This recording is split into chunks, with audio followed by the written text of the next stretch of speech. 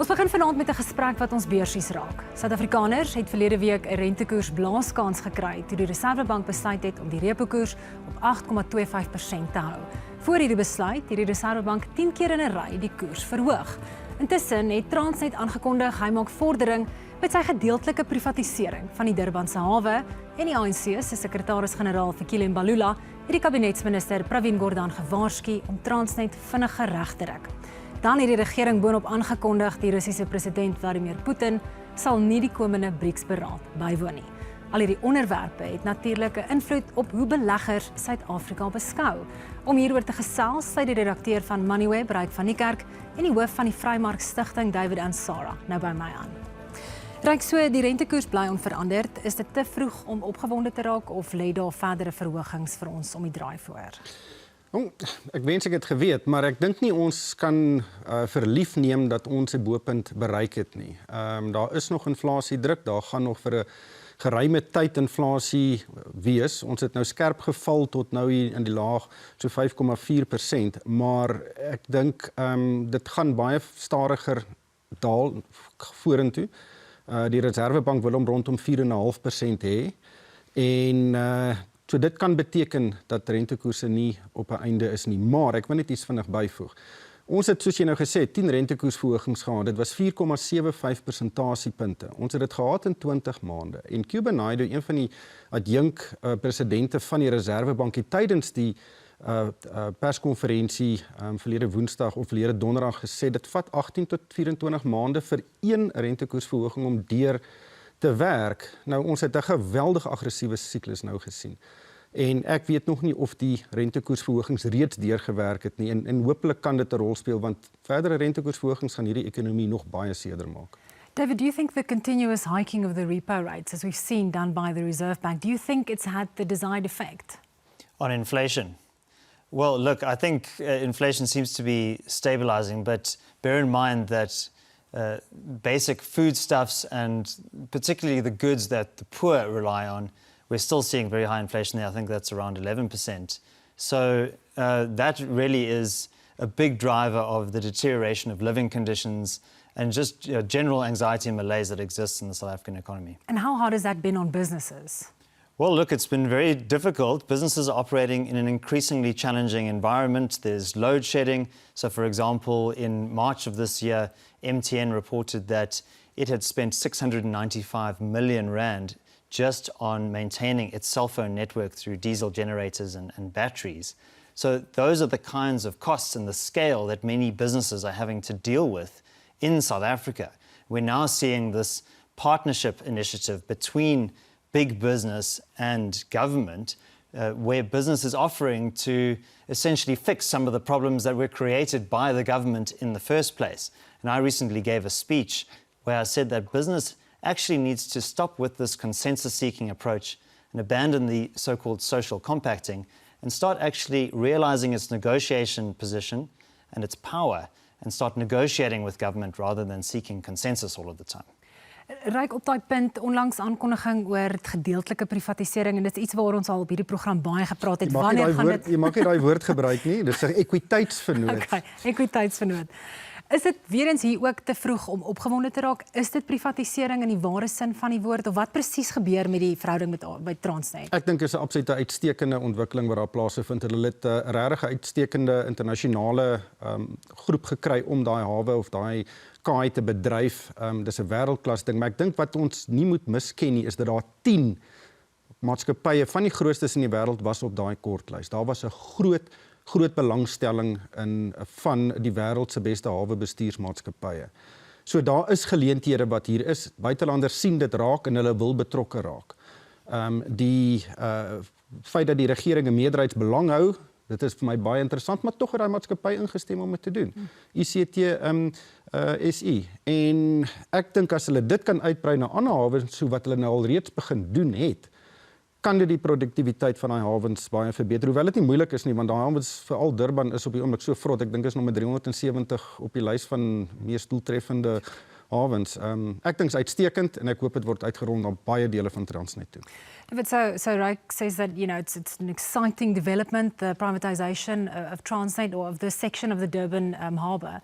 But this weekend we saw the ANC Secretary General Fikile Mbalula send a warning to Minister Pravin Gordhan to say get trucks off the road, fix Transnet.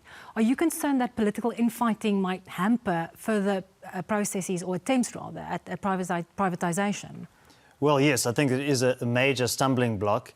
And look, Mr. Mbalula presided over the Transport Ministry for many years, so perhaps he should, examine his own track record in that sense.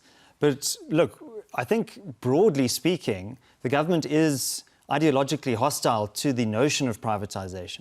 Privatization is being almost thrust upon them by necessity because all of these state-run assets are essentially collapsing under the weight of poor management, lack of available financing and corruption. So really, actually, until there is a wholesale embracing of privatization, which I don't expect anytime soon, we're going to still see this resistance. And I think SAA, the Post Office, are very good examples of not acknowledging the reality that these entities are essentially no longer functioning. And so what we would rather see is an orderly privatization process that still preserves what value remains in those assets, rather than a last-minute selling off, a fire sale, where essentially all of the value has evaporated. But you talk about that hostility between the private sector, or rather from government towards the private sector. Recently, we saw the CEO of Pick n Pay, Gareth Ackerman, coming out quite strongly in terms of crime, load shedding, various other challenges facing businesses. Do you think that's the way to go? What effect will those statements by business leaders have? Do you think government listens? Look, I think it's very important that business raises its voice. I mean, we saw Magda Vizitska talking about the risk of a failed state. Ralph Mupita from MTN, he made similar comments earlier in the year around March when those results were delivered. Fani Titi as well from Investec, he said that government is disorganized, totally disorganized. But I think that tends to focus on the symptoms rather than the underlying causes. The underlying cause is our poor policy framework. And so what we as the Free Market Foundation would like to see is business recognizing that actually some of the policy proposals that are on the table, including the National Health Insurance, expropriation without compensation, Employment Equity Amendment Act, these are fundamentally hostile to a market economy and to economic freedom in South Africa. We need more economic freedom.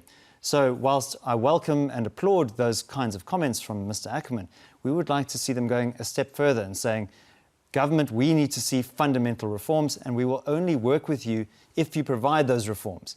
Right now, business is behaving like it is the weaker party in this negotiation process. It is in fact the government that is the weaker party. Government needs business, not the other way around. Ryk, jy het ook 'n tydjie terug geskryf oor sakelei en sakelei wat moedeloos is, jy het 'n sterker woord gebruik.